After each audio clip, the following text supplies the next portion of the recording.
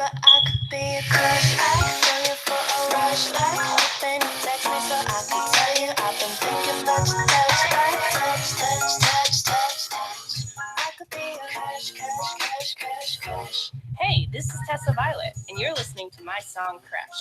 Click here now to hear this and more of my tunes on YouTube Music. Touch, touch, touch, touch, touch. I could be a crush, crush, crush, crush, crush. Sorry.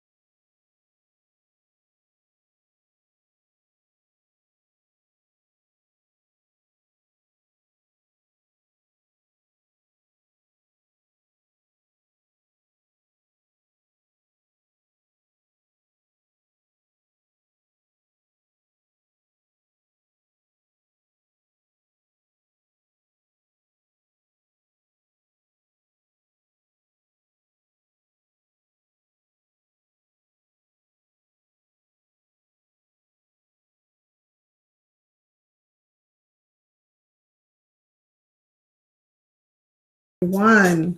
Good evening. Assalamu alaikum to all my brothers and sisters out there. Peace, greetings. How is everyone tonight?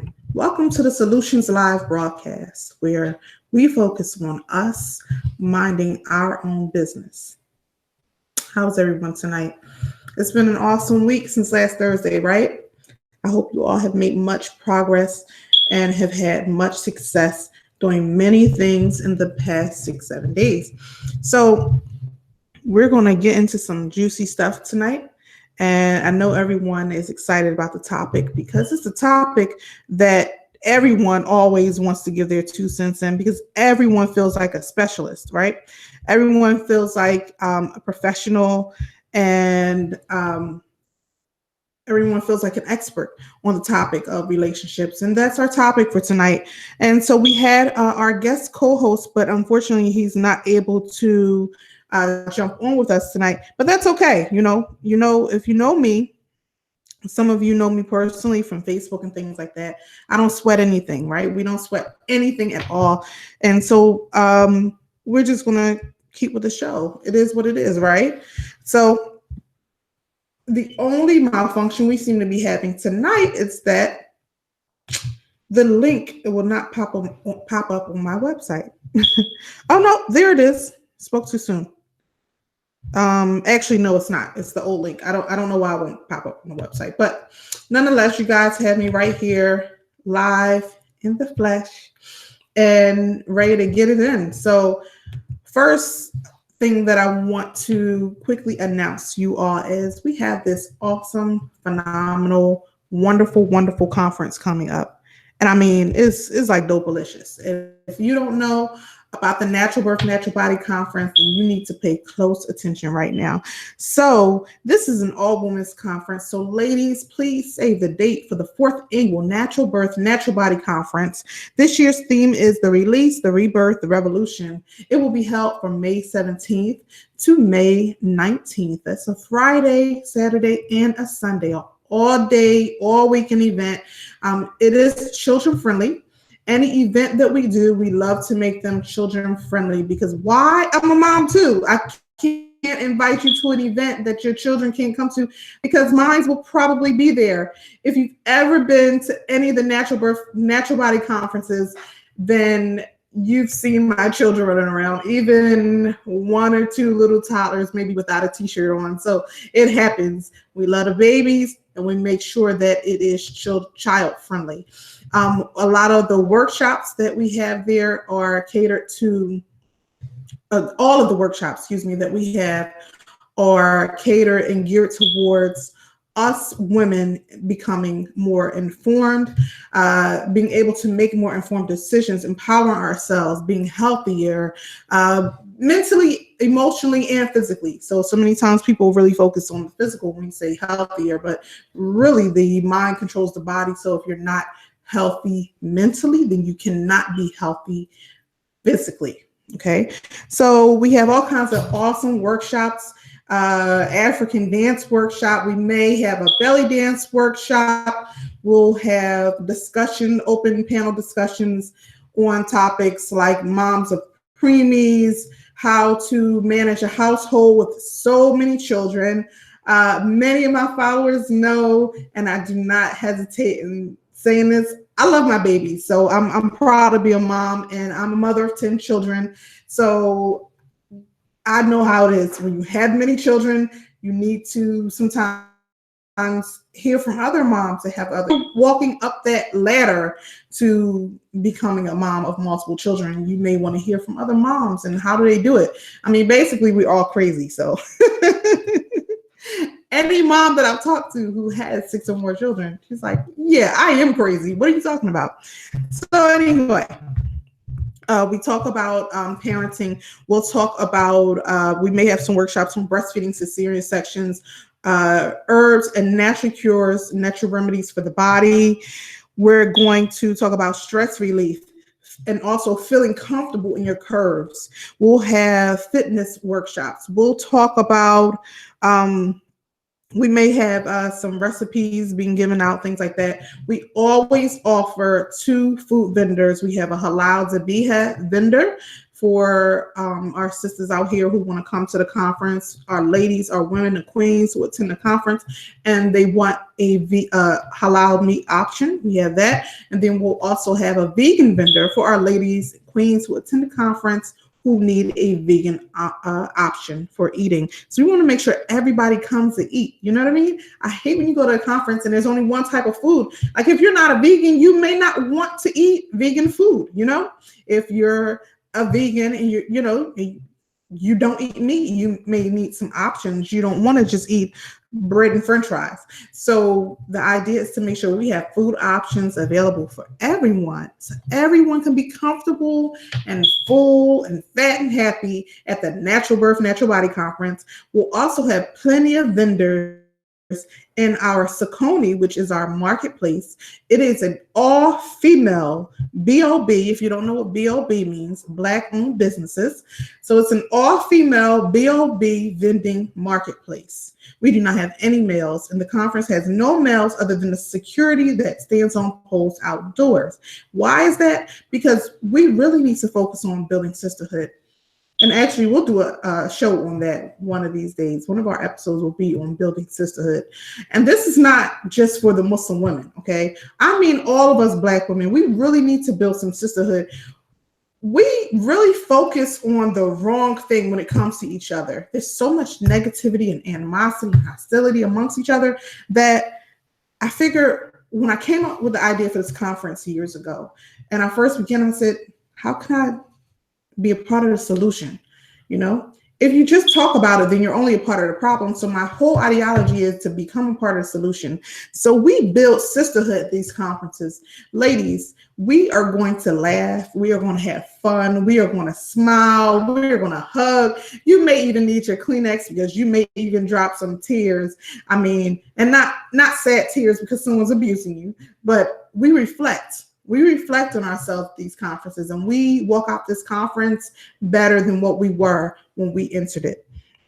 So again, that is the 4th annual Natural Birth, Natural Body Conference, and it will be held from May 17th to May 19th this year, 2019, inshallah, God willing. And it'll be held at the Imhotep Charter High School, which is here in Philadelphia, 6201 North 21st Street. It's right here in Philadelphia. And this year's conference is sponsored by Aisha the Midwife, as well as TDT and the Kaumba Family Institute, as well as Solutions Live broadcast. So please come out, ladies.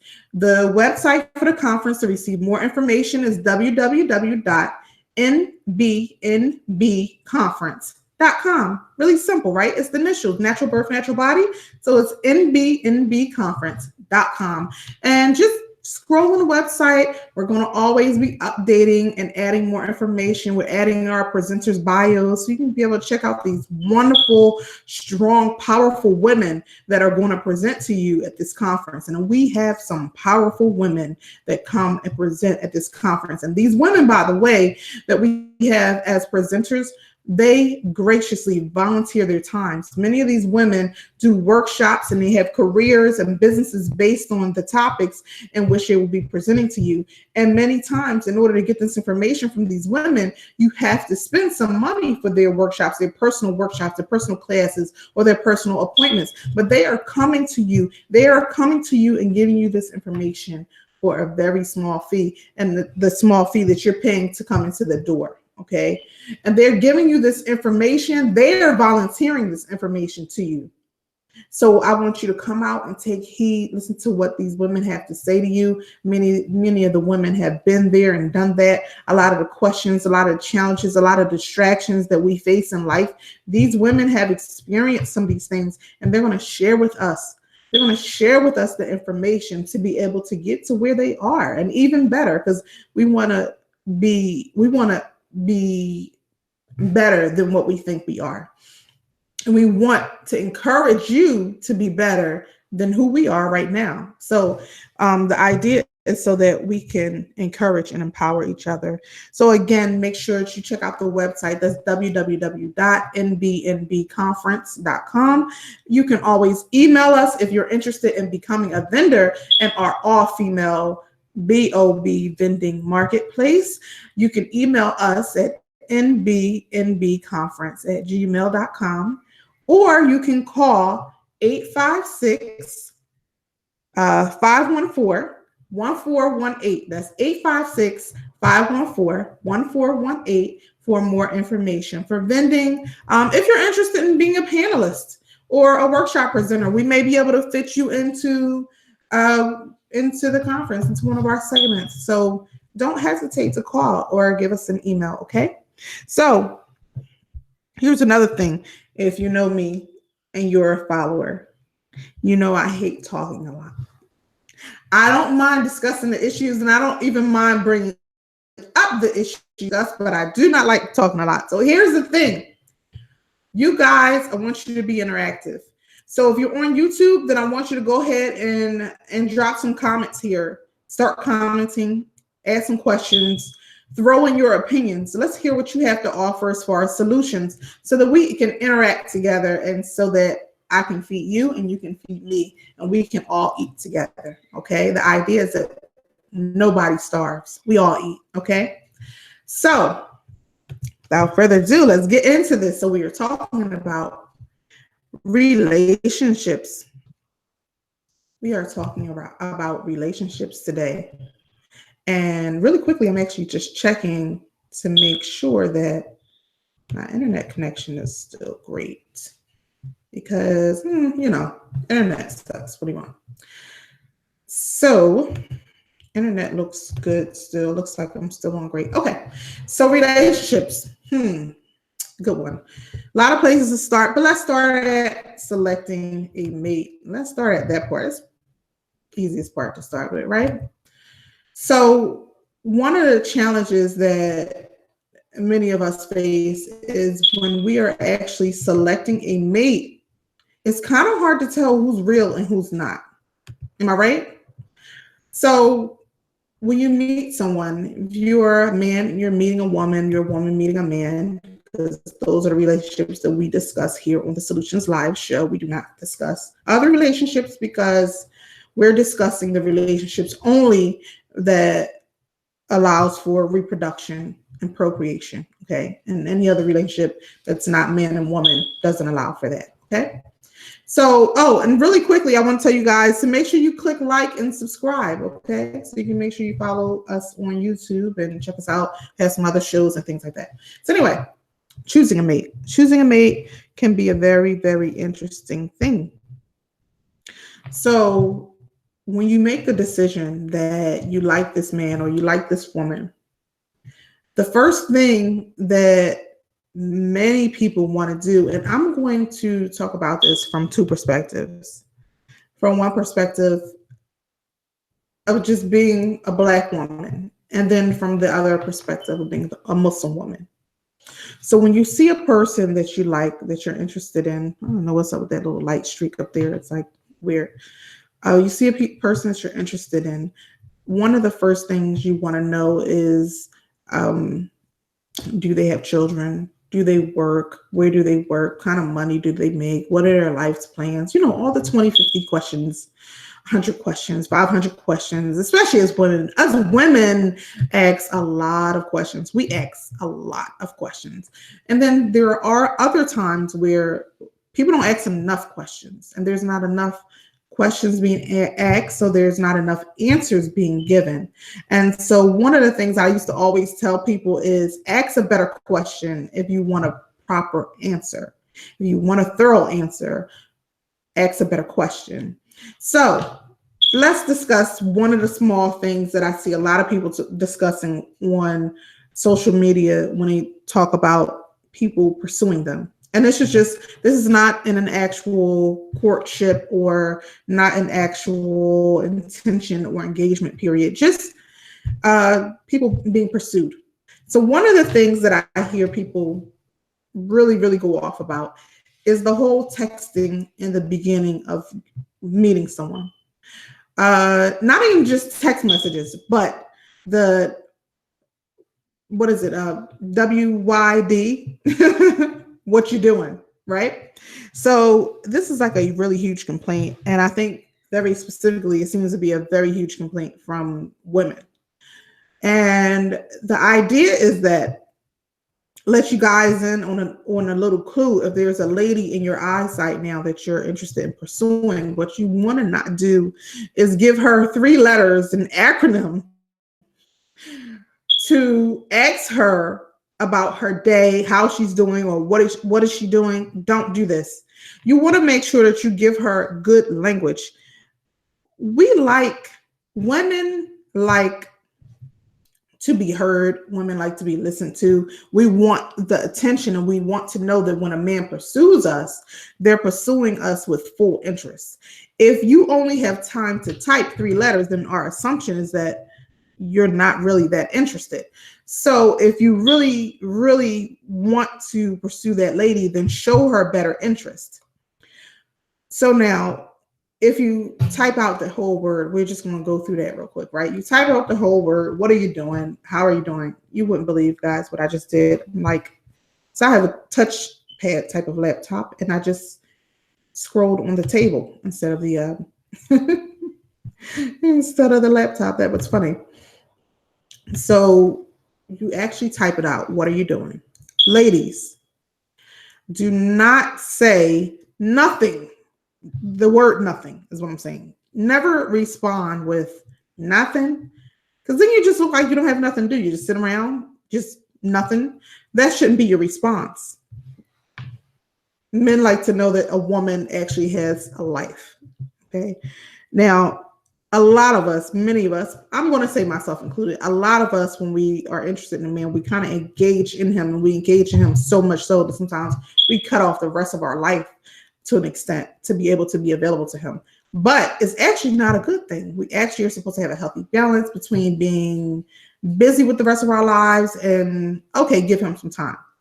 So you're just engaging in conversation, getting to know each other, the basic conversation. You want to actually describe things to each other because you're getting to know each other. So if someone asks you, what are you doing? You want to describe, listen, if all you're doing is watching TV, don't say nothing. You want to say, oh, I'm relaxing, having some me time, doing blah, blah, blah. If you want to talk about the movie you're watching, the show that you're watching, you want to bring in his interest. You want to make sure that you give him something and say, oh, that's interesting about, okay? And then, guys, you want to make sure that you give her a response worth her smiling for. Your whole goal is to get her to smile on the other end of that text message. Now, preferably, you want to call each other on the phone because, you know, it means something to actually hear each other's voice. And actually what happens is when you hear each other's voice, you can feel each other's energy a little bit better. You can kind of pick up on the vibes between each other, kind of feel it out. You know, what's this other person really thinking? You know, just depending on their voice expression, okay? Because how you say things means a lot. You can say nothing and it mean very little. You can say the word nothing and it means very much, but you can sometimes tell in someone's tone what exactly they mean or if there's more to what they're saying. I remember watching this little video or whatever it was. I don't know, I'm always looking at something.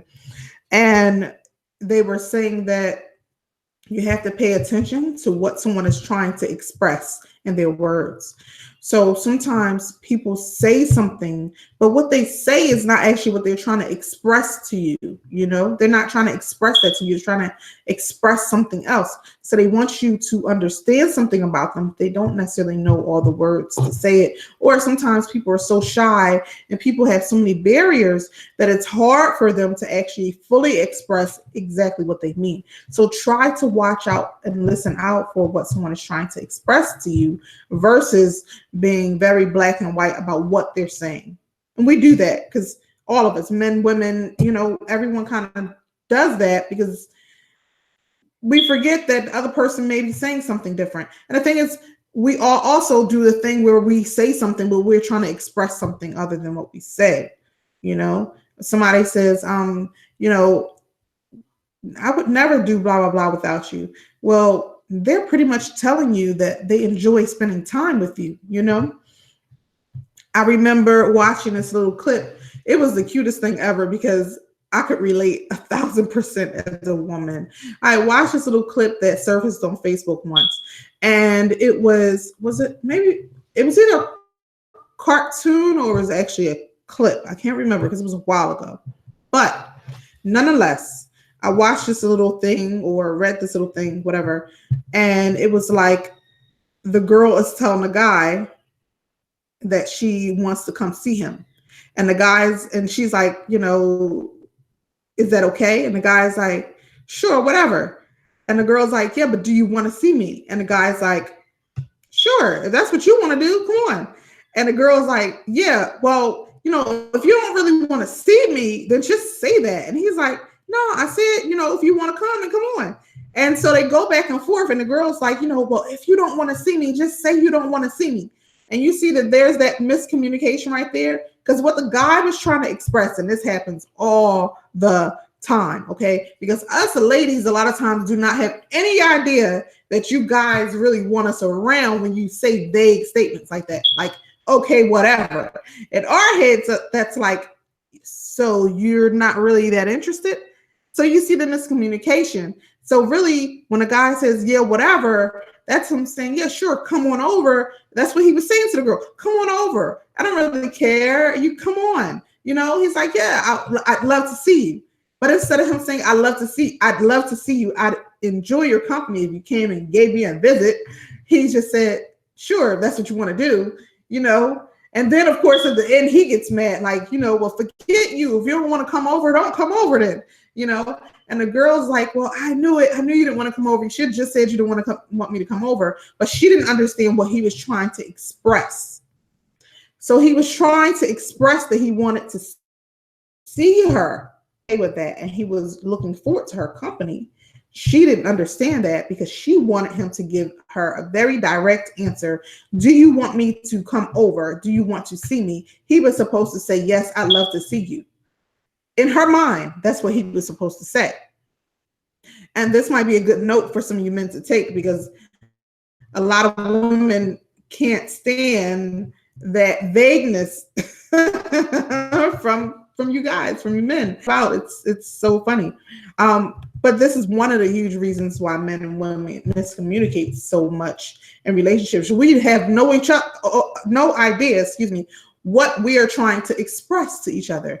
I didn't say what we're trying to say, but we don't know what we're trying to express to one another. And that is a big deal. So we need to start studying each other's body language, start paying attention more to the words behind the words. Now, it doesn't mean to put words into the person's mouth. You don't want to do that. What you can do is just confirm. So are you saying you'd like to see me? And if the guy says, yeah, sure, why not? Then just go with it, ladies. He wants to see you. So, what you're going to do is start assuming more of the positive for the person you're pursuing versus the negative for the person you're pursuing. How you begin to build healthy relationships and trust is to start at the beginning. Start at the beginning. Give the person the benefit of the doubt. Trust the person just a little bit in the beginning. Some people reserve all of their trust for when they think they're going to be in the solid, wholesome relationship versus in the beginning. In the beginning, you have to show some trust. You have to show some good faith. You have to show that you're giving this person the benefit of the doubt that what their intentions are is good and positive. You want to do that because otherwise then you're introducing negativity into something that hasn't even really begun. So the first thing is you want to start with making sure that you communicate beyond acronyms in the beginning, hold actual descriptive conversations, and then start to build trust. Start to understand what the other person is trying to express versus just the words that they're saying. Okay. So then you go into the purpose where perhaps you're starting to really get along now. I'm multitasking big time, guys.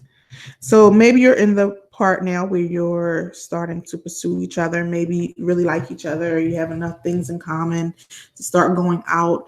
From the Islamic perspective, if you are courting now and you have the wakil or wali's permission to be able to get to know one another and speak and communicate and all that, all those good things. The wali or wakil, for those who don't know, is the guardian of the female. It is a Muslim male relative or the imam and her masjid, or someone who the imam appoints from her masjid. And this male is meant to be a guardian over her. If he's not her father or her brother, a Muslim male relative, then it's going to be the imam or someone who the imam appoints, because it has to be a man who has a position and authority and the strength to actually be able to protect that lady and to look out for her and to make sure that she is making the best choices for herself when it comes to her life and her marriage. Some people think that the job of the wakil and the wali is only for marriage for the lady, and it is actually not. If that single lady has a wakil or a wali, he is also responsible to help take care of her. If this lady runs out of food, she runs out of water, money, or something like that, bill needs to be paid, he's supposed to, hop on it. So that's a little sidebar, just in case you didn't know that, because so many people wait till they are interested in getting married to get a wali or wakil, but that's not how it's done. You're supposed to have that in your back pocket already. So anyway, if you're at a point where you're courting now, you're courting. If you're Muslim, you're courting. If you're not Muslim, maybe you're just dating, and you're at a point where now you're growing together, you're becoming closer, you're getting to know each other. Maybe if you're not Muslim, maybe you're thinking about the next step of either moving in or just staying at each other's houses, or getting married. If you're Muslim, the next step you're thinking about is marriage. And what you want to do is now really dig deep in the lines of communication. So now is the time for you to start asking those questions that really has, and really, you can really ask some of these questions even before when you first meet. This depends on your motive, your goal, how direct you are. But many times, you want to ask these questions well in the beginning, or at least when you are serious enough about this person that you want to continue dating if you're not Muslim, courting if you are Muslim, and pursuing this person. So you want to start talking about whether or not you want to have children. You want to start talking about, if you plan on leaving the state or the country, to move out of the state, to move out of the country. That's a big deal. You want to start talking about, do you plan to keep the job that you have or go to school and not work for a little while? If you both have children, or either of you have children, then you want to discuss what is it that the other role, what kind of role does the other person expect for you to play in their child's or children's life? That's a huge thing. We can't neglect those kind of conversations, because what happens is that you neglect them, you assume. When you assume, you get played. Okay, in a nutshell. Now, there's some women who we had this conversation a couple times before on a page, and we discussed I asked the ladies, what if you were interested in a guy and you wanted to marry him? I was asking the Muslim one of this, and you wanted to marry him, and he didn't really want to take care of your children. What would happen? No, that wasn't the question. I asked them, do they expect for him to take care of their children? And right away, all of them said, yes, he better. If he want me, we a package, blah, blah, blah. So here's the thing. It's a little sidebar, right? There's so many Black women who say this stuff, and really, it's, in my opinion, and just my opinion, hey, it's my show, it's my opinion. So in my opinion, a lot of us just repeat stuff that we hear other people say. We really have no grounds to say it. We don't know the purpose. We really have no strong background or ideology or thought pattern. We really have not thought about what it means, how would it affect the other person, what we think or what we say. We just say stuff sometimes, So a lot of ladies say stuff like, oh, we're just a package. He better, if any man want me, he got to take care of my kids. Well, guess what? That's not an automatic. And there were some brothers who even replied to that particular post and whatever that was I had going on that particular subject, there were a couple of brothers who said, absolutely, I'm going to take care of her children right away. You know, she has children, then her children are my children. There are plenty of men who actually feel like that. Absolutely, ladies. But one thing that you have to know is that because you have children, that does not automatically make your children his children.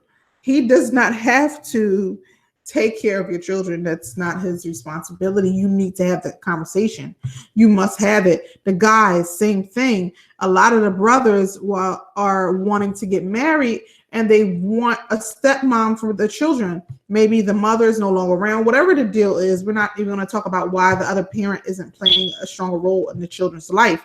If the parent is playing a stronger role in their life, then 9 times out of 10, you don't need to ask someone who you're marrying to take care of your children. It's ridiculous. Why would you need that if the other parent is the parent? Also, you don't want the other parent to feel some type of way, and you don't want to step on their toes by just saying, okay, here's your stepdaddy, here's your stepmom. You know, you want to make sure that you respect their other parent, your children's other parent, okay? You want to make sure that you demand your children to respect their other parent. And you just putting some random guy or random lady in their life is not quite fair to your children or their other parent if they're active. And not even if they're not active. If the other parent is not around, you still want to be cautious of this. A lot of people are doing this, just putting people in the children's lives without discussing anything with the children, without asking them, are they comfortable? You know, if your children are of age to understand and comprehend what's going on, you want to have conversations with your children, you know? So you don't want to assume, you don't want to go into any relationship and assume that this lady or this man is going to take care of your children and they just automatically want to be a step parent. Don't do that. Do not put that on someone.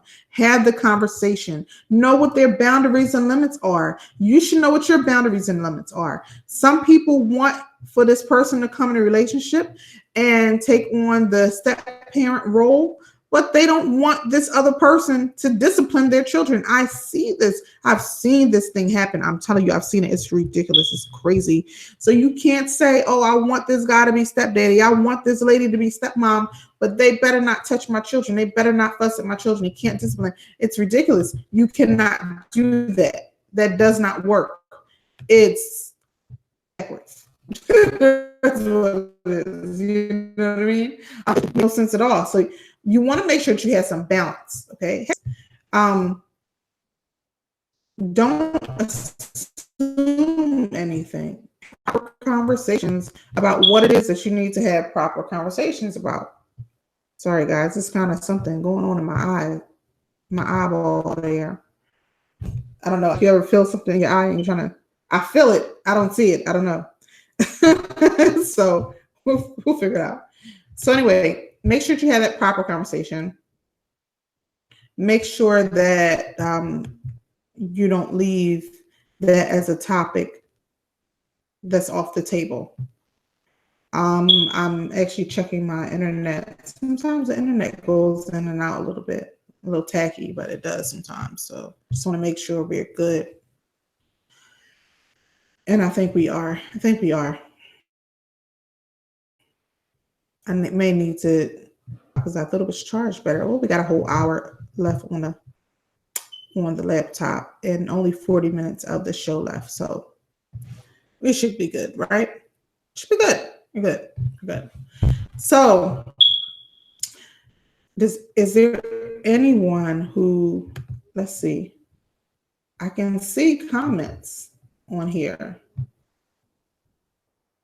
Oh, awesome. Yeah, someone says, okay, Adrian now says efforts show interest on both parts. Absolutely. And so we want to make sure that we ask detailed questions. Some other questions that I think people don't ask about is where you want to move to. A lot of times people don't talk about that either. So you want to discuss that moving out of the country or out of the state thing. People are not discussing that enough. Also, here's the thing. Know what your breaks are. Know what your deal breakers are. Stop getting into these relationships and courtships and marriages and things like that where it's already a deal breaker. Don't do that to yourself. If you know that, let's say this person smokes cigarettes and you find that out after the fact, okay, if that's a deal breaker for you, listen, smoking cigarettes is a habit. They may or may not be trying to quit, but if they're definitely not trying to quit, you need to know your limits. If it's a deal breaker, then it's a deal breaker, okay? If they're trying to quit, you still need to review whether or not it's a deal breaker, because some people who try to quit don't necessarily, they're not necessarily always successful, unfortunately. So you have to know what your deal breakers are, okay? You have to know that. Sometimes people want the other person so bad, and maybe all the other things seem so right. So they say, okay, even though this was usually a deal breaker, I'm just going to go forward with it. Well, many times, yeah, quite often, have I seen that happen, and the marriage or relationship does not work out. Nope.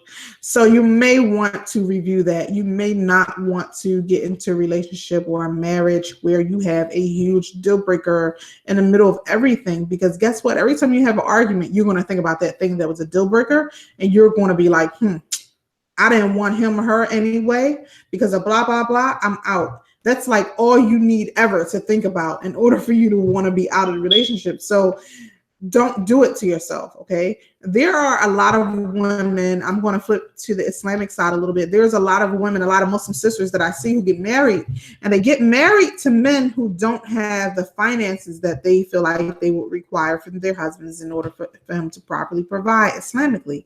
In Islam, one of the rights of the wife is that the husband provides financially for her needs, very specifically her needs. I didn't talk about all her wants and all the other stuff. I said her needs. He has to. That's his obligation. Now, her wants, if he is that kind of decent dude, her wants is that maybe she wants her nails done and stuff every week. And, he's like, oh, yeah, I want to be that man. I want to make sure that I keep you up the way you are used to being kept up. Or she could use her own money if she wanted to do that. But, that goes into a whole nother realm. So anyway, if he's unable to financially provide for her needs, she may, a lot of times sisters will be like, okay, sure. And then they'll get married, and then she may not really be feeling that later, And I've seen it a lot of times. So many people say, oh, it's okay. He's a good brother. He's sweet. He's nice. And he'll be okay soon. Money ain't a big deal. And nah. First of all, let me tell you something. We don't empower each other by telling each other that money is not a big deal. It's BS, really. Who told you that money is not a big deal? Who told you? Your other broke friend? Your broke parents, or your broke sister? Your broke brother? I'm sure it's only a broke person who told you that money is not a big deal. Wealthy people don't say that. People who change the world don't say that.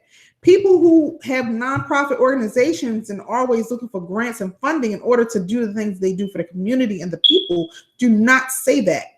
No one who wants to be productive and effective in the community or in the world, in this nation, in the society, anything, in their home, in their circle of friends, no one who is actually trying to change things actually says that. Stop saying that out of your mouth. Said money is not a big deal. Got to stop saying it, okay? We can't do anything without money. You can't live without money unless you completely live off the grid, okay? And most of you are not doing that, and you're not even ready to do that. So that's a whole nother topic. We're not talking about that tonight on the Solutions Live show, but you got to stop talking about this. Money is not a big deal. And you marry this brother, and you say money's not a big deal. He doesn't have a job. He doesn't work. Sometimes they're not even trying to get a job and work. They just want you to collect your check, collect your welfare, collect whatever, and get a free ride. So when that's the case, two things happen. Number one, el número uno, she's not going to respect you, brother. That's just the bottom line. She's not going to respect you because you're supposed to. Allah, God, the creator, the most high, has commanded you to be the protector, maintainer over her. And since you're not doing that, Who is her protector and maintainer over her? Other than Allah, of course, other than her creator, of course, herself. She's maintaining herself. She does not actually need you financially if she's maintaining herself. That means now, instead of you holding the degree or rank above her as the man is supposed to do as the provider and maintainer, instead of you holding that rank, she holds it for herself. And now she's the commander. And why would the commander take orders from the soldier? That's not how it goes. That's not how ranking goes. So if you want to hold your rank and you want to be respected at the rank that you are commanded to hold, then you need to actually properly hold your rank and stand your post and stand on it proud. And then that woman will respect you. Number two, what happens when the sister says, oh, Bunny is not a thing and I'll marry him even though he doesn't work and I don't know if he'll ever work, about whatever. Well, the other thing that happens is now times get a little sticky. Sometimes times get a little sticky, get a little rough. And even if times doesn't get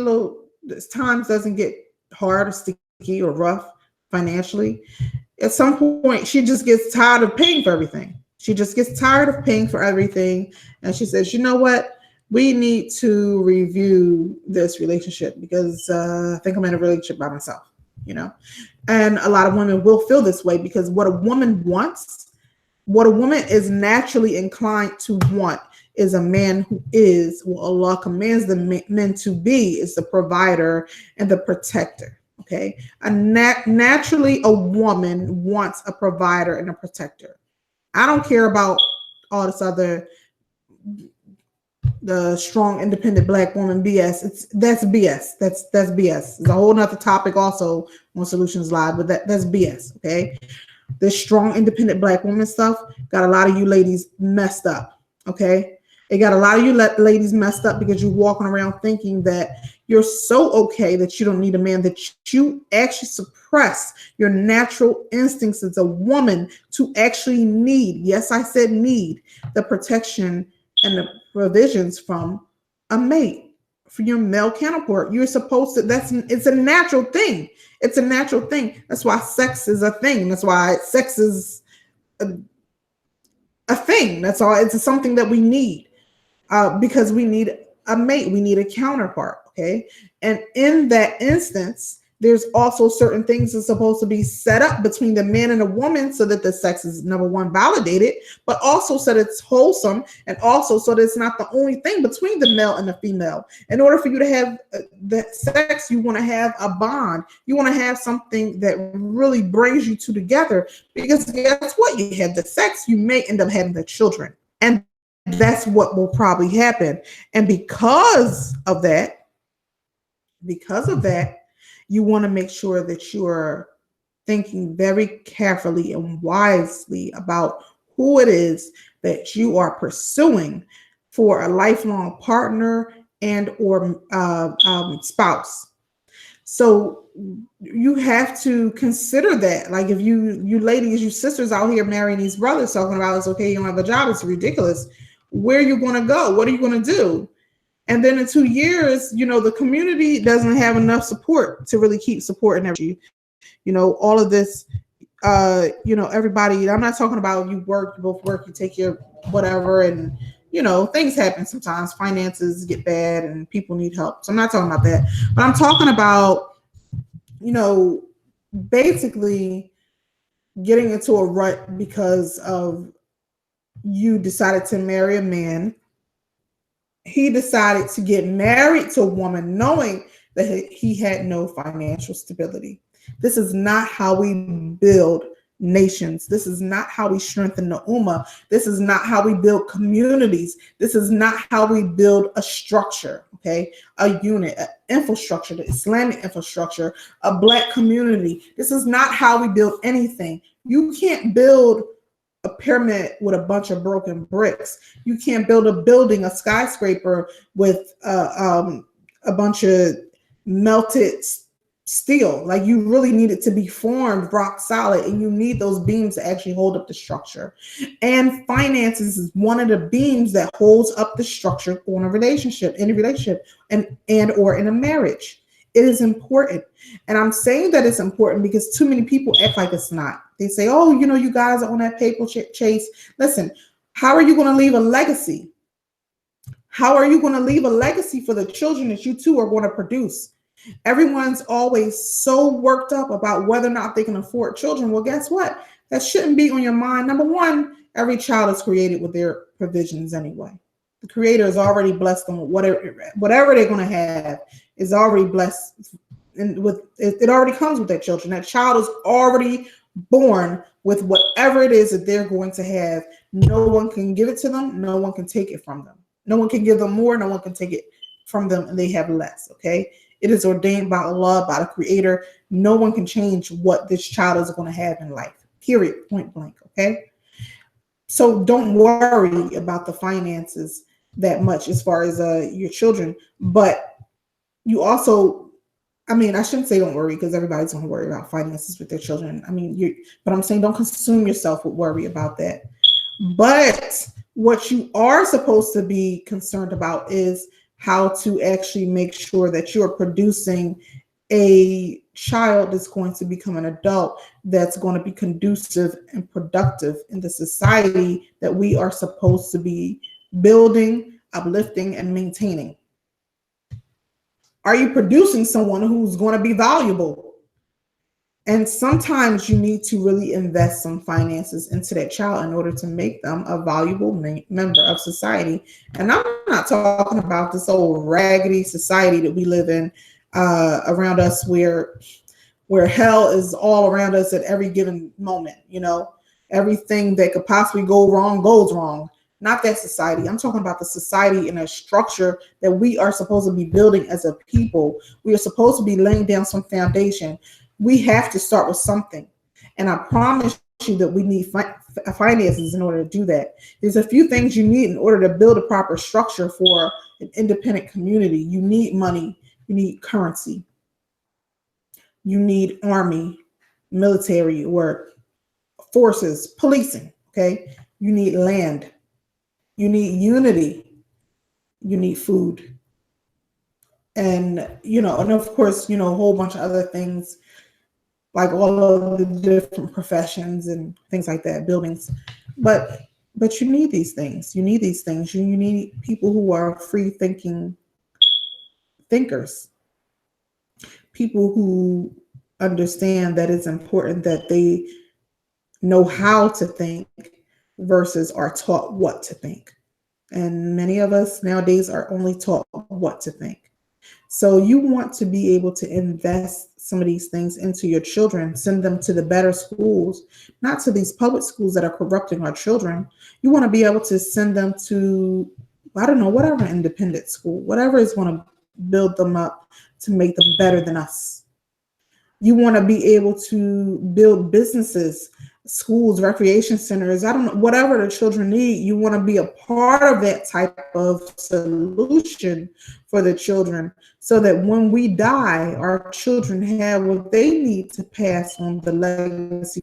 So money is important. You have to stop saying money is not important. It's more important than you know. Another thing is when you meet a man or gentlemen, brothers, when you meet a lady, you have to understand that it's not about just you and her.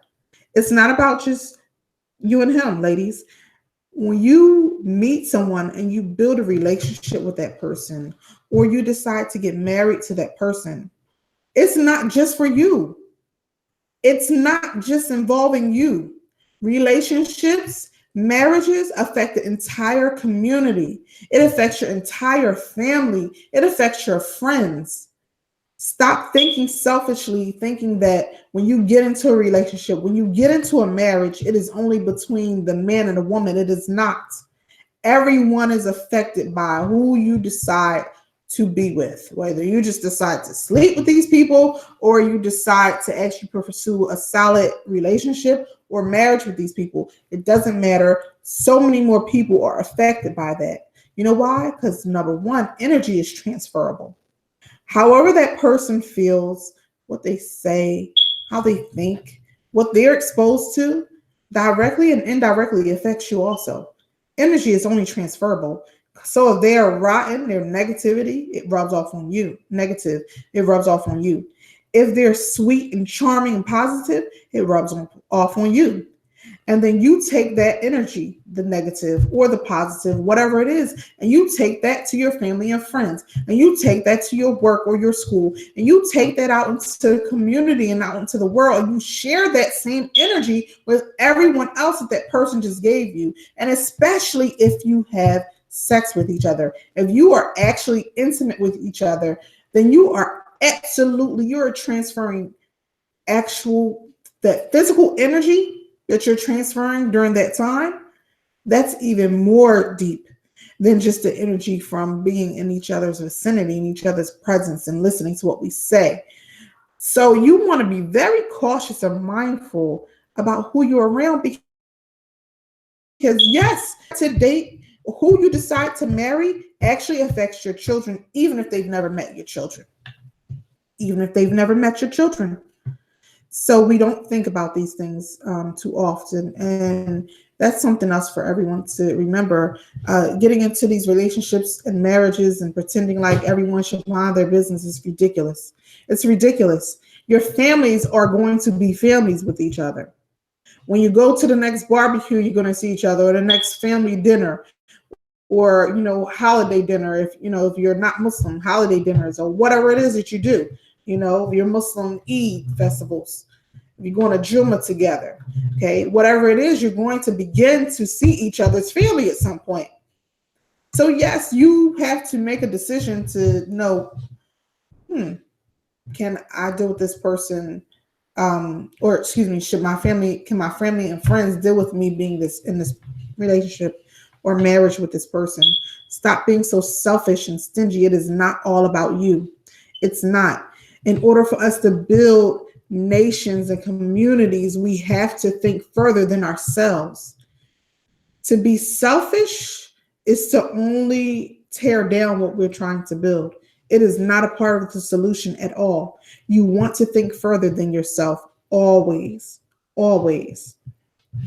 So I'm going to take a brief pause just to give you guys a little commercial and talk about a couple other things, and we'll hop back into that topic for the last 30 minutes of the show. But first, just wanted to bring up a couple of things, kind of old and stuff. You jack up technology, but it's all good, right? It's all good. It's all good.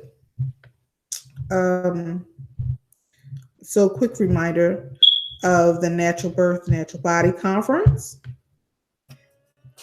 And again, that is May 17th through May 19th. This year, that is 2019.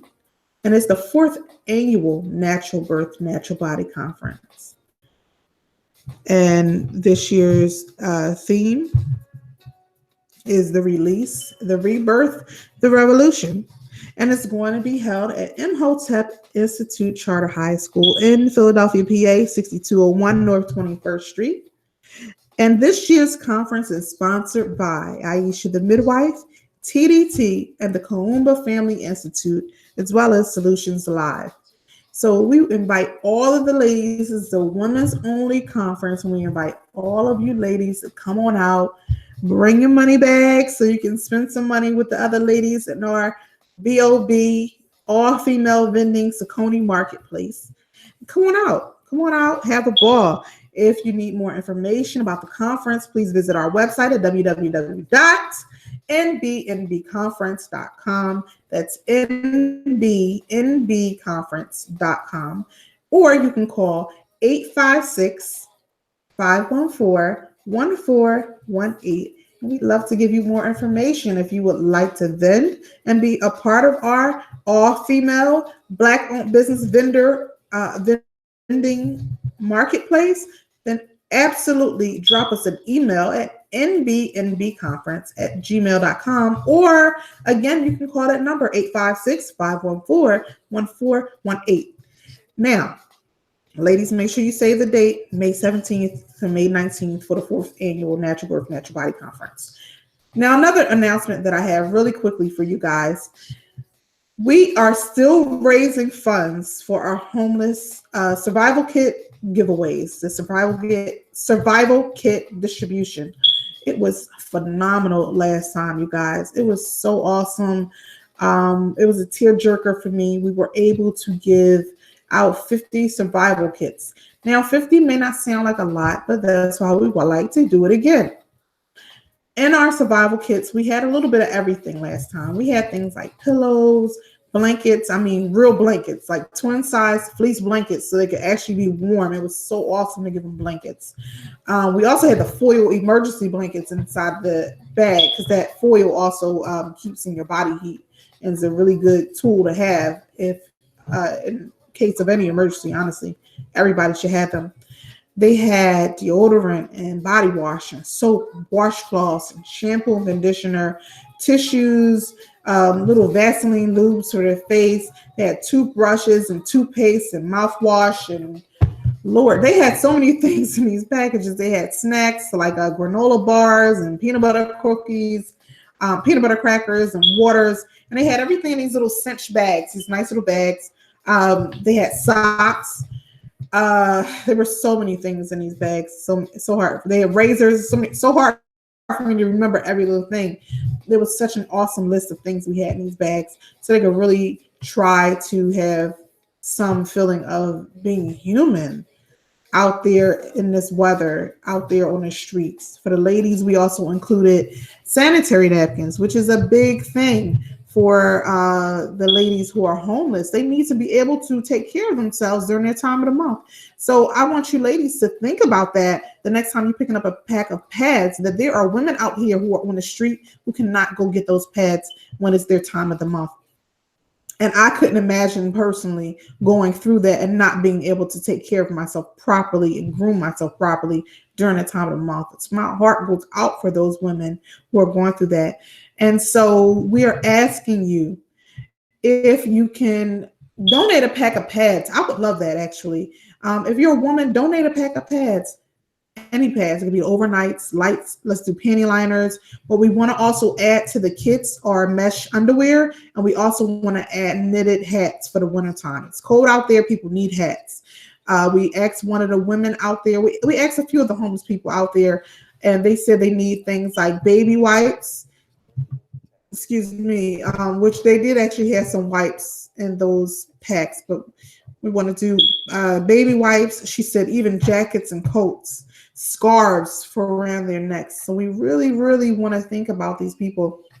If you have blankets that are new or used, slightly used, and clean, please wash them. We're not washing your laundry, okay? I would really love. We would love for you to donate them. So you can either email me at broadcast with an S at the end.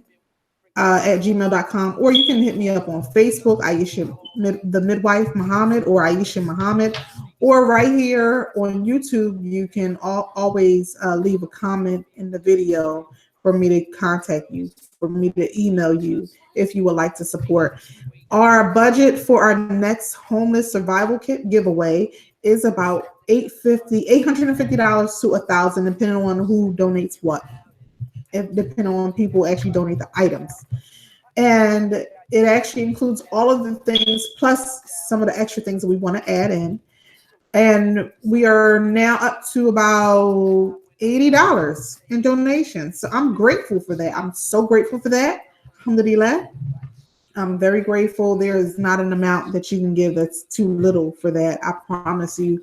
I'm so grateful. And those people out there are so grateful. When I went out there with some of the my partners, we had a nice little group of people. And by the way, I just want to give a quick shout out to the brothers and the sisters who came out and helped give out everything. I won't put their names out there, but it was some people who really came out and did the thing. They helped and made sure that everything ran smoothly, made sure that we were able to do this in a very secure fashion, and made sure everybody got what they need. So I appreciate and I love the people who helped out. I really appreciate them no doubt, from the bottom of my heart, for real. Okay.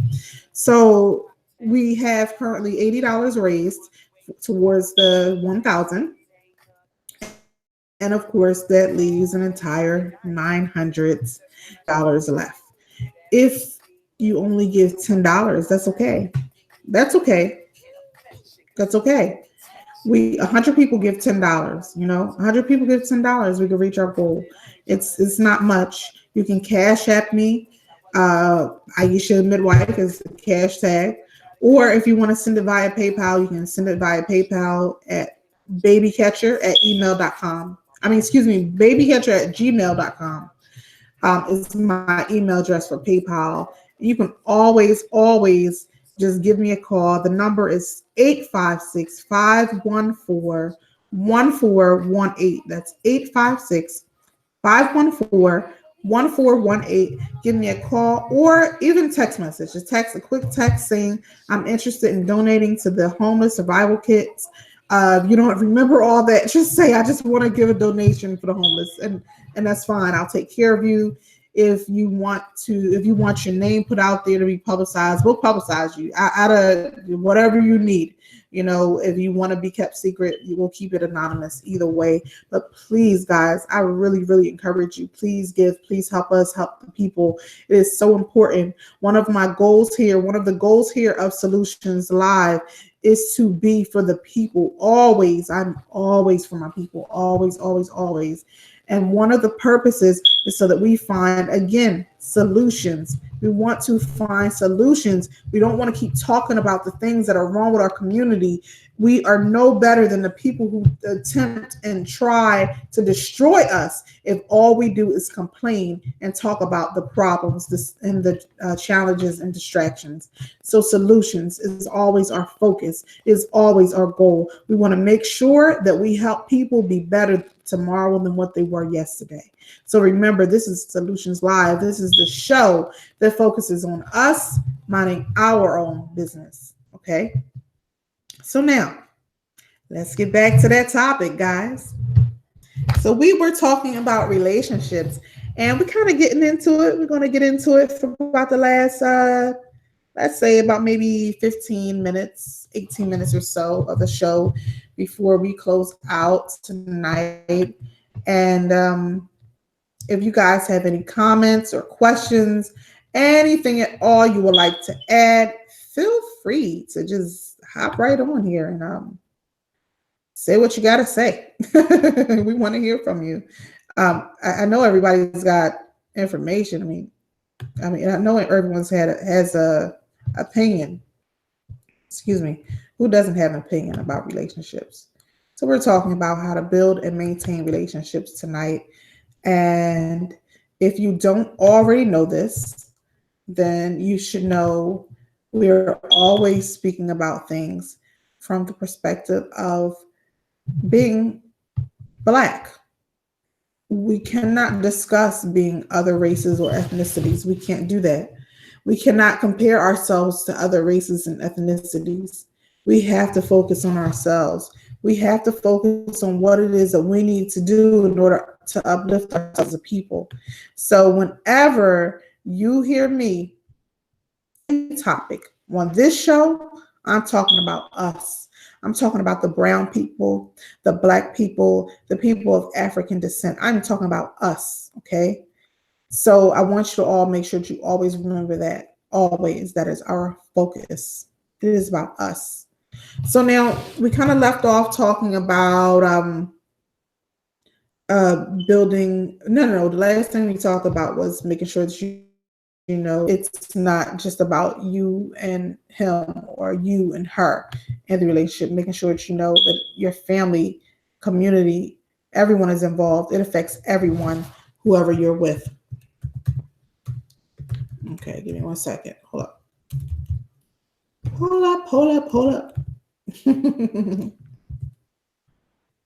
Yeah, I'm always multitasking, guys. It's okay.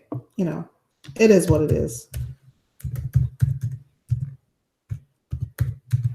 I am the host, the producer, the tech support, the engineer.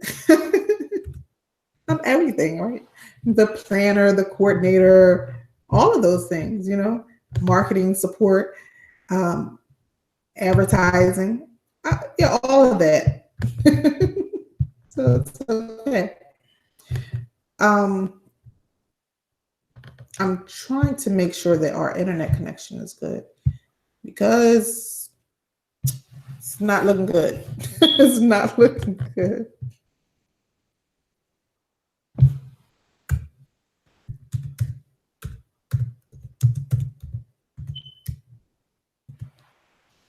Hmm. Okay. So now getting back into this thing about relationships, right? So, say now you get to the point of you are deciding to marry, or for those of you who are not Muslim and you're dating, you decide to get serious. For some people who are just dating, that next step of being serious is actually moving in together. Sometimes it is becoming engaged and getting ready for marriage. Sorry, guys, I need to take a little sip. Little sip. A little thirsty. That's what happens when you got to talk for an entire hour. There's a lot of talking, okay? So you get to the point that you are actually showing interest to move forward and get really serious. So now you've asked each other all the questions and maybe met each other's family, and you kind of have an idea of what it is that you want from each other and what it is you expect from each other. Now you're at a point where you're almost done the basic foundation and you're wanting to build on that so that you can basically move forward and continue on. You got to make sure that you know each other's points of, uh, I want to say that like the things that irritate each other. I mean, let's just be blunt. You want to make sure that you know what irritates each other, what annoys each other, right? And so start learning each other's habits, start learning each other's likes and dislikes, what you're comfortable with, what they're comfortable with, what neither of you are comfortable with. You want to get to the point where it's almost automatic, it's almost second nature. Like, oh, yeah, I know she hates when I leave my socks all over the place. Let me pick my socks up. Or if he's like, if she's like, oh, I know he hates when I leave nail clippings all over the place. I mean, sweep these nail clippings up. I don't know. I'm just just whatever. But you start learning each other's likes and dislikes. You start learning what annoys each other and what doesn't. Saying certain things to each other may annoy the other one. You start learning and how to avoid confrontation. Listen, the best advice that most of the old heads give, and this always stands true: pick your battles. Pick your battles. Everything is not worth arguing about. It's not worth it. It's not worth raising your blood pressure and getting all hot and steamy and cursing and arguing, or, being disrespectful, being angry, wasting your energy, wasting your time, wasting each other's time, wasting each other's energy. Everything is not worth that. So pick your battles. Really, it's not always worth it. Sometimes just let them win. Girl, let them have it. Bruh, let her have it. You know what I mean? Like, you don't have to fight about everything. Everything is not worth it at all. I know why that is. It's because I have so many things plugged up. I have to get the cord. I came down here thinking I didn't need a cord, but I know what it is. It's because I'm using YouTube, so it's draining the battery on the laptop faster than usual, and I usually have it juiced up better. So whatever. Right now it's saying that I have 15 minutes, but I don't think I have 15 minutes left. I think I need to have someone deliver the cord immediately. Let's see.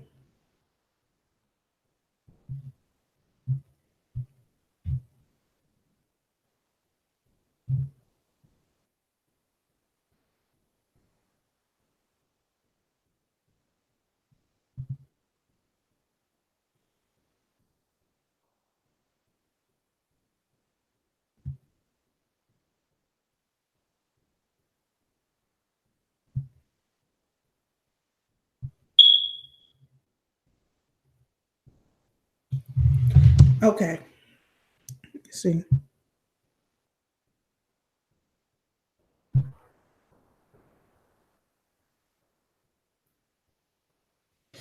Okay.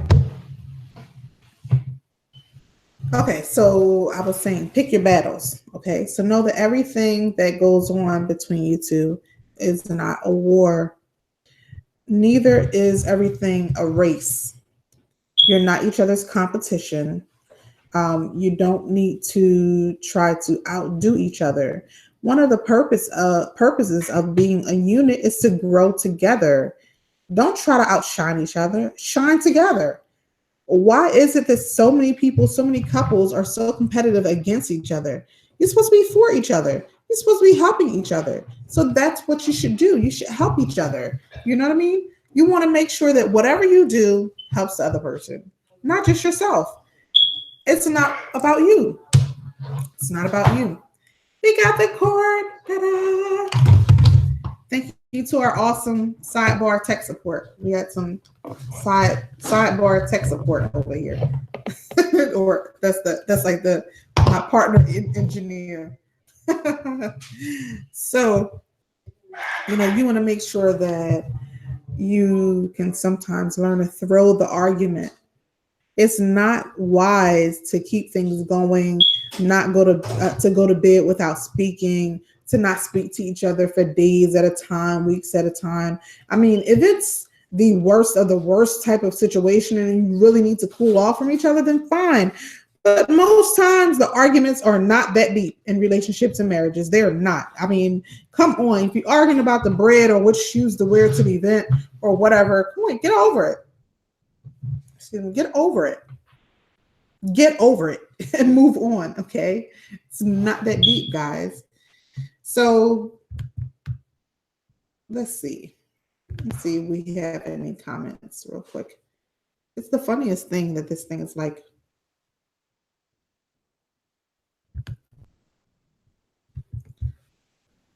I don't know what happens.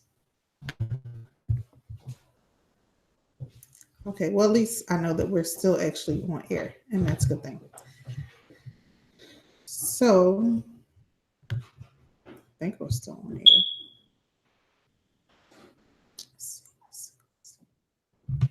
Oh, we absolutely are. Awesome. Checkmate. Okay. Sorry that. So, let's move forward really quickly so I can get through this last little part that I want to say. So, once you get past learning how to basically ignore the nonsense so that you can move forward and not engage in getting all heated and worked up into an argument. Now, you learn how to get along. You're compatible, you like each other, it's working. Maybe you're married or in whatever solid step that you consider being committed in your relationship, right? So you're either married or you're committed some type of way. Now you're at a point where you have to grow. You want to grow together and maintain the balance between you two. Now, the reason why that becomes challenging is because you hear a lot of people say this, like it's easy to get the person, but it's hard to keep them. A lot of truth in that, okay? Because the thing that you did to get the person or to attract the person is the same stuff you got to do to keep them. And in most cases, even enhance whatever it is that you used to do. But what happens is the opposite. People change for the worse. And not necessarily the worse, but people change and they kind of downgrade who they are or their romance or their ability to love or trust or respect the other mate. So what happens is there is like this lack of zeal and spunk. Relationship gets boring. The marriage gets boring. Okay. You have to keep all that sparkly stuff going that you did in the beginning. And you got to upgrade it. You can't even just do the same thing. Like if fellas, if you used to get her diamonds and now you got to, I don't know, get her rubies and stuff now. You know what I mean? Buy her a black diamond. Yeah, you know, you gotta like keep improving. Ladies, if you used to always, I don't know, if you used to always fix this man steaks for dinner, then you know, you gotta keep fixing them steaks for dinner. And you know, now you gotta get the most expensive steak. You gotta at least once or twice a year. You gotta do more to keep them than what you did to get them. You have to do more to keep them than what you did to get them. And I know what you guys are saying. Well, how do you know? Well, because not only was I married at one point for almost 20 years, but also I counseled and I saw so many other couples going through so many other things. And I'm so grateful to always have had so many elders around me that I've gotten so much collective advice and collective information that I feel like I can share it with you. So I'm telling you, other people have told me. I've talked to so many Black couples who have been married 40, 50 years, okay, 30 years, even 25 years, 25, 30, 45, 50, 60 years, just married forever. And they tell you these things, same things. So it's not coming from me, really. Really, it's not coming from me. And, you know, hey, maybe you're right. I'm just a baby. What do I know, right? But I can tell you what they told me. And I can tell you that all this extra stuff, or this extra lacking that you're doing in these relationships and in these marriages, it's not working. You need to not only put your foot forward, but your best foot forward. You need to give absolutely more of you in your relationship or marriage than you did in order when you first pursued that man or that woman. You need to do more. People say that they believe that a relationship is 50-50. No, you're wrong. It's not 50-50. It's 100-100. Give 100%. You're not giving half of you. You give all of you in order to keep that person, in order to maintain the balance and the success in relationship. You have to do 100-100. Give your all. Give your all. Do your best. Always think of how it is that you can continue to advance the relationship. You don't want to be hanging on by a thread. Don't want to be living on the edge of relationship, on the edge of the marriage, and just kind of hoping that it keeps going. No, you have to feed it. You have to continually nurture it. Nurture it.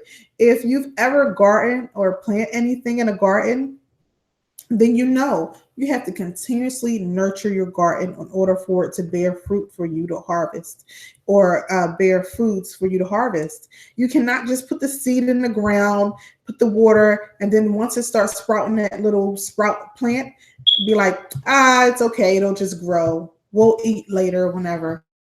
No, you literally have to do some things to your garden. You have to care for it. You have to nurture it. You have to love it. Hey, you even have to talk to your garden. I promise you, this is a thing. I used to garden. You really do talk to your garden, and it really helps nurture it. So communication and food for thought, making sure that you give it what it needs. Make sure you're giving it love. If you've ever seen any of the documentaries on YouTube about water and the effects of negative or positive words on water, then you will see that water actually is affected by the things that are being said to it. Just look it up, guys. Look it up on YouTube all around or something. Maybe I'll find one of the videos and put it on my YouTube channel so you guys can see it easily. But look up the effects of negative words on water, period. And you'll probably just find it. You just look at the effects of words on water. And so if we know that you have to even nurture water, you have to nurture fruits and vegetables, you have to nurture a baby, why don't we think that you have to nurture a relationship, a marriage? You have to nurture it. You have to continuously give it what it needs as it grows. When you have a child, when a baby is first born, the baby only needs the milk, whether it be from the mother, the mom bottle feeds, whatever, but the baby only needs the milk. The baby doesn't need the water. The baby only needs the milk and the butt change and the love. Okay. Later on, the baby now needs baby food, lots and lots of clothes and toys to teething tablets, and all kinds of things. You got to make sure that you have all the things that the baby needs as the baby grows. They become a toddler and they need potty training. You need the potty, you need the little walking step toys, the little walking shoes. You need different size clothes. You see what I'm getting at here? The baby starts off as a baby. Wait a minute. We can back up. The as a little teeny embryo in the mother. It grows in the womb, then it's born. And then the baby grows. You give the baby what it needs at the time of the age frame in which the baby is. So the relationships are the same way. When your relationship is born, when your marriage is born, and I mean the committed part of the relationship, when the committed part of the relationship is born, when the marriage is born, you must nurture it. You must give it everything it needs at each step of the way. If you're in the first year of your relationship, your committed relationship, a marriage, then you need to give it what it needs then. In your 5th year, in your 10th year, it will need something different. You will not even be the same person in your 5th or 10th year of your committed relationship or marriages that you were when you in the first year. You won't even be the same. It is going to need something different. You cannot expect to only give it the same that you gave it when you first met that person. You must grow. So I'm going to kind of leave us there on this topic for us to make sure we grow. I'm not a relationship expert, guys, but I just have some information I want to share, and I want to help us all create solutions, because who we are now, who we decide to mate with, who we decide to cohabitate with, who we decide to commit to, who we decide to marry, it affects all of us. It affects everyone. It affects all of our progeny. It affects all of our communities. It affects even our grandmothers and our grandfathers and our uncles who are older than us, and aunts are older than us that are still around, that are still alive. It affects everyone. It is important that we make sure that we are really ready and that we have really reviewed all of the facts when we are pursuing someone for a relationship or a marriage. So let's make sure that we take care of this. Let's make sure that we find solutions. Let's stop making excuses for being lazy in relationships, for being lazy in marriages. Let's learn to do better. Let's give our all. Let's bring 100%, because if you're going to bring it all, right? When we go to work, we give 100%. We go to school, we give 100%. When we go out and do something that we're very passionate about, we give 100%, or we try our best to give 100%. So why not the same in your committed relationship, in your marriages? Your marriage should get your 100% always, always. And you should always be trying to figure out a way tomorrow to outdo what you did in your relationship yesterday. So, ladies and gentlemen, brothers and sisters, queens and kings, we are here on the Solutions Live show. This is the show for us, so we focus on us minding our own business. As always, I'm going to leave off with I love you. You guys know, love you to life. We are family, whether we know each other or not. Always family. And make sure that you tune in next week. That's Thursday. We're here every Thursday at 7 p.m. Eastern Standard Time on www.aishathemidwife.com/solutions, or right here on our YouTube channel, Aisha the Midwife Muhammad. So please do tune in again next week at 7 p.m. And until then, be at peace, be at love. Make sure you laugh, and make sure you eat well, and eat to heal, eat to live, love to live. Make sure you laugh to live. Think free, move free, and be free. I love you all. Peace. Assalamu alaikum.